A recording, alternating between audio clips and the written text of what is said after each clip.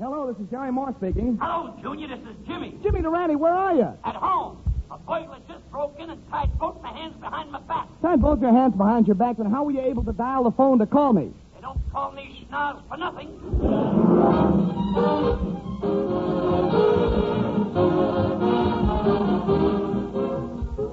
Here's the Comedy Caravan starring Jimmy Durante and Gary Moore, with music by Roy Bargy and his orchestra and songs by Georgia Gibbs.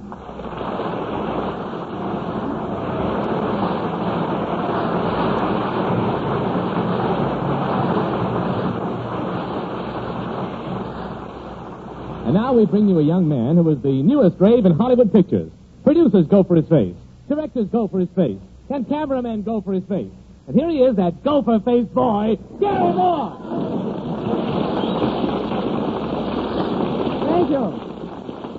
Thank you very much, my friends, and good evening, ladies and gentlemen. Let me tell you, Howard. Let me tell you that I was going... Oh, there you are, Mr. Moore, you preposterous man.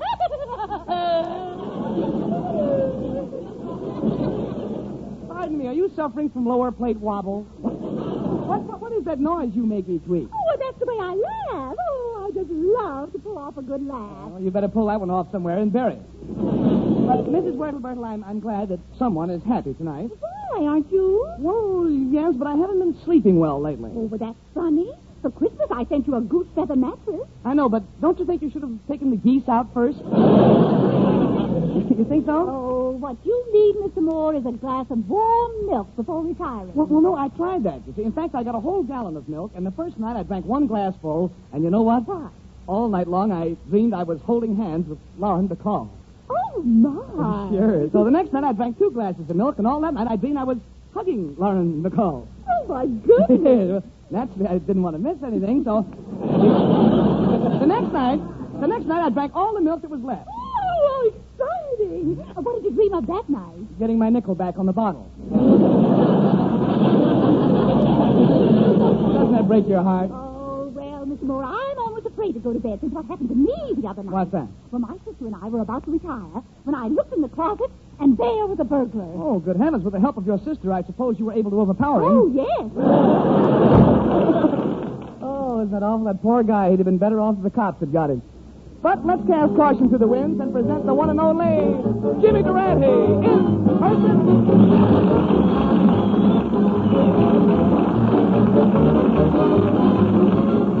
You've got to start off each day with a song. Oh, sing it, Jimmy. Now, even when things go wrong, I love your profile, boy. why, you feel better, you even look better. That guy don't know it, but he's auditioning for a lump on the head. Oh, Jimmy, you've got an impish gleam in your eye tonight. You're right, Junior. I'm exuberant. You are. I just gave the report proper to an extortionist. Well, good for you. Tell me about it. Well, I walked into a nearby fruiterer, and I nonchalantly bought 2 apples. The clerk says, here you are. These apples will cost you $2 apiece. So I gave him a $5 bill. As he was about to give me my dollar change, I said, keep it, we're even. I stepped on a grape coming in.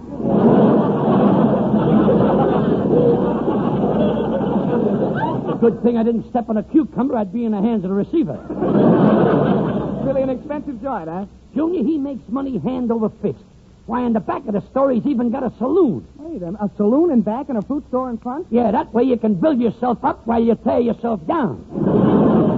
And, Junior, what a joint that saloon is. They've got 8 beautiful waitresses walking around in bathing suits.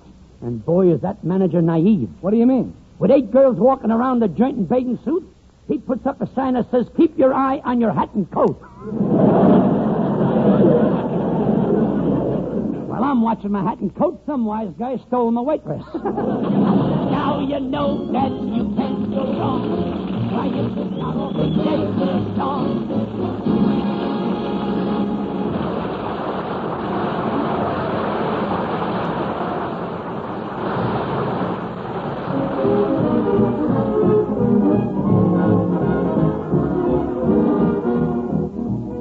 Roy Bargy and the orchestra now in a Roy Bargy arrangement of Evelina.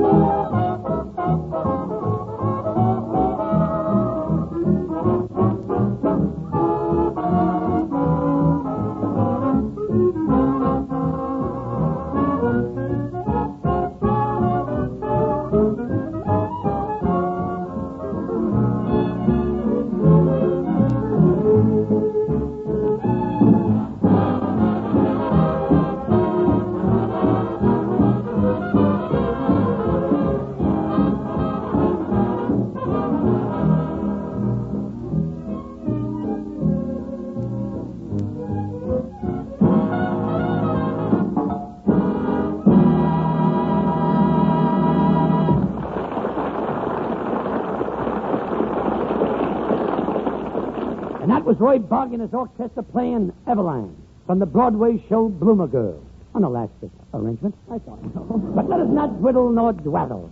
It is time to call on my brilliant colleague, Mr. Gary Moore. Thank you, James. And oddly enough, I was thinking how wonderful it is that you and I are partners. Jimmy, I'd be lost without you. And I'd be lost without you, Junior. Well, I'd be lost without you, James. And I'd surely be lost without you, well, Junior. I'd positively be lost without you, James. For two grown men, we get lost awful easy. Well, it's not only us, Jimmy. It's been proven many times that two heads are better than one. Now, if you don't believe me, let me elucidate. Very well. But you'll have to excuse me, Junior. I've got to stretch myself across a river. You see, I'm playing bridge tonight.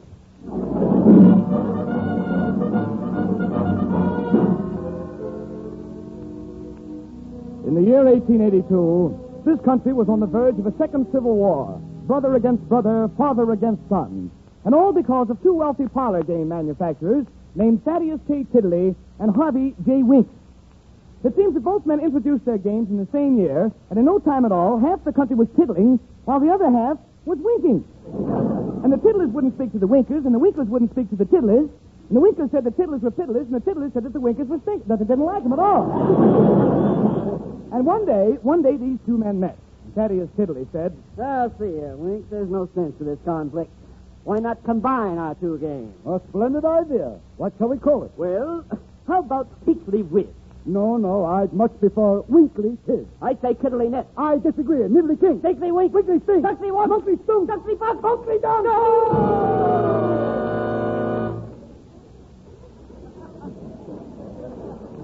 And you know something? They never did find a name for that game. But then, the next big partnership to be formed came into being in the northern part of old China between two men named Charles Ping and Li Pong. They discovered this game of ping pong at lunch one day while trying to pass a hard-boiled egg with one chopstick. And to show you how successful they were, I should like to interview an average player of the now famous game of ping pong. That's dress fencing you in there? What? Tell me, miss, do you enjoy ping pong? Oh, my boyfriend and I think it's more fun than anything. Uh-huh. First, he hits the ball under the table and we go get it. Yeah. And then I hit the ball under the table and we go get it. Where does the fun come in? Under the table. Oh, yes. Ping pong is a great game. And remember, friends, ping pong spelled backwards is pronounced gnip gnop. It is pronounced gnip gnop, which is even harder to play than ping pong. But then, parlor games are not the only field which has benefited from partnership.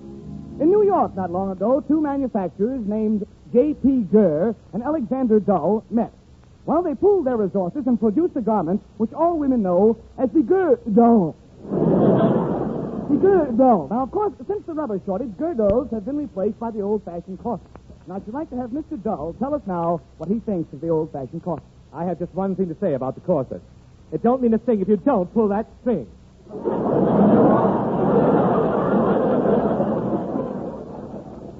Oh, thank you very much, Mr. Dull. I'm glad we could squeeze you in tonight. Yes, friends, as you can see, partnerships everywhere were paying off. And in Hollywood many years later, two inventors of card games met, Mr. Homer W. Ginn and Mr. Cyrus K. Rummy. They got together and invented a game that has swept the country. And Mr. Ginn and Mr. Rummy called their game Pinochle. Of course, they didn't want to call it Pinochle, but somebody had already patented Parcheesi. And so, friends, we come up to modern times, and the latest of partnerships, Jimmy Durante and Gary Moore. And Howard, you know, the minute that Jimmy and I put our heads together, we knew we'd stick. But why? We had to. He got his nose caught in my ear, and I couldn't get it out.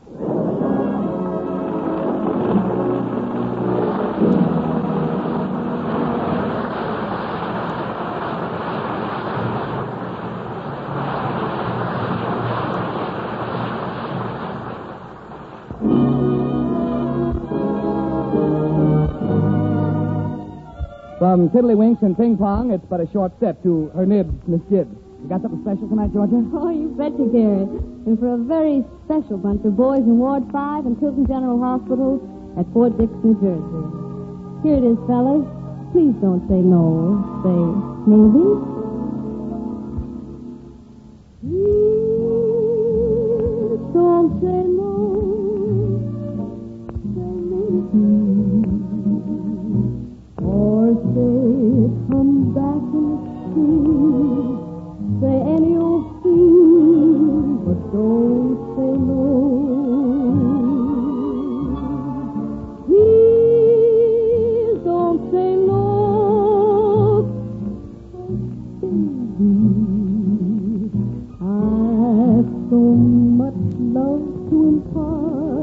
it's making my heart overflow.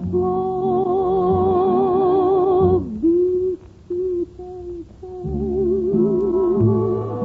and keep this thought in mind while you think it over. Great love from little friendships grow. So please don't say no, 'cause baby, and though I wish you'd confess, right now I'd settle for less, because in time, baby, you'll wind up saying yes. Be sweet and kind, and keep this thought in mind while we think it over. Great love from little friendships grow. So please don't say no, say maybe. And though I wish to confess, right now I'd settle for less, because in time, baby, you wind up saying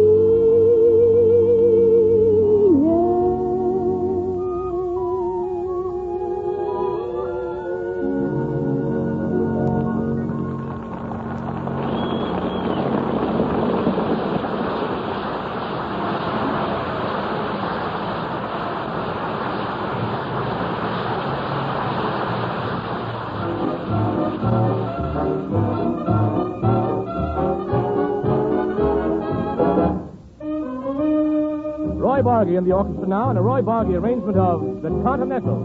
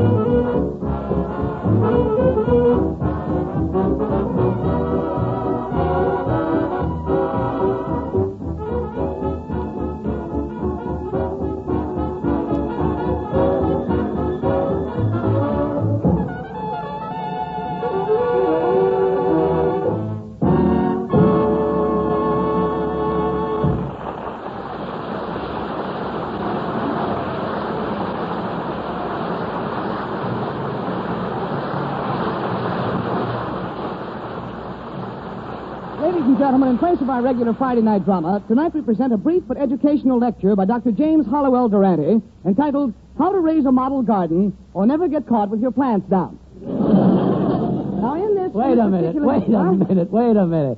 Junior, how can I give a lecture? I don't know anything about flowers. Oh, now, Jimmy, you must know something about flowers. Flowers, like roses or chrysanthemums. Okay, if I'm going to give a lecture, tell me one thing. What is a chrysanthemum? Well, I'll tell you. A chrysanthemum is a flower like a begonia, and a begonia is part of a popular song like in When the Begonia Began. And who wrote Begonia Began? Cole Porter did. And what's a Cole Porter? Why, a Cole Porter is a man who carries coal. In other words, a minor. And what's a minor? Well, it's a minor is the opposite of a major. And you know what a major is. A major is one rank lower than a colonel. What's a colonel? Well, a colonel is something that comes on corn. You know what corn is? Corn is moonshine. What is moonshine? Well, moonshine is romantic. That's what it is. When you're romantic, you're in love. And when you're in love, you give flowers. And if you give your girl flowers instead of the day off, you'd know what a chrysanthemum is, and I wouldn't have to stand here and explain it to you.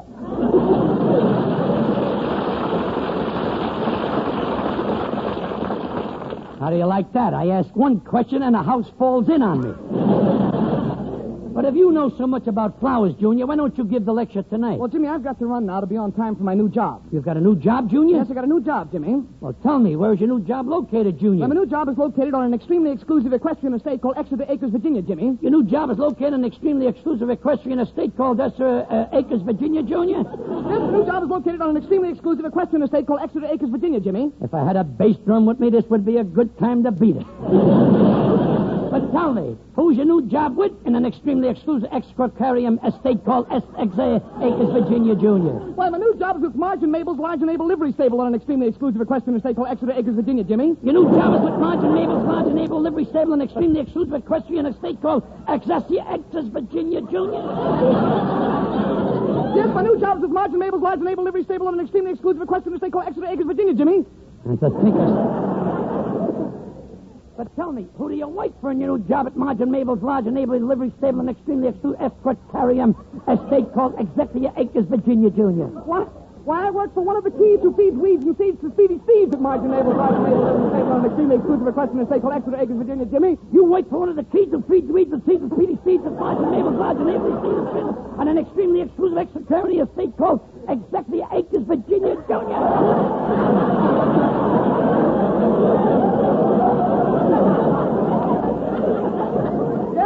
Yes, I work for one of the keys to feed weeds and seeds to speedy seeds at Margin Mabel's Large and Able Livery Stable on an extremely exclusive equestrian estate called Exeter Acres, Virginia, Jimmy. Anybody want to buy my interest in this conversation?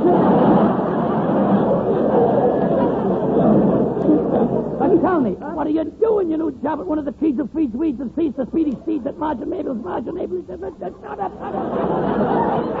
Junior!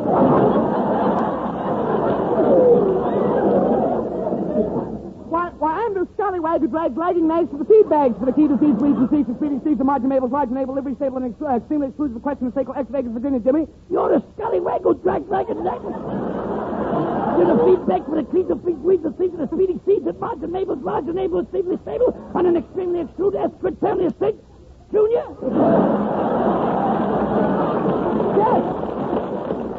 Yes, I'm the scallywag who drags lagging knives for the feed bags for the key to feed weeds and seeds to speedy seeds at Margin Mabel's Large and Able Livery Stable on an extremely exclusive equestrian estate called Exeter Acres, Virginia, Jimmy. Call up my congressman. It's a filibuster. But tell me, can I be of any help in your new job as a scallywag who drags lagging knives for the feed bag for the key to feed weeds and seeds to speedy seeds at Margin Mabel's Large and Able Livery Stable on an extremely exclusive Junior? Yes, you can be a pretty prominent pitchfork. That's all, brother. That's all, brother. I hereby tender my surrender. Jimmy, what's the matter? I regret I've only got one tongue to give to my program.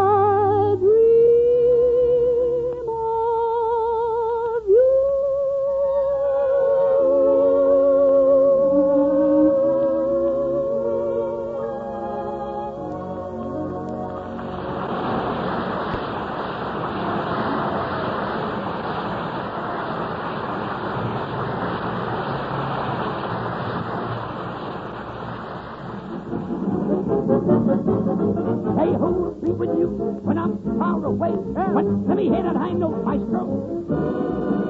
What a note. A magnificent note, Mr. Durante. A colossal note, Mr. Moore. And, Jimmy, if I may say so, you look a little bit winded and out of breath. Well, who wouldn't be after what you put me through?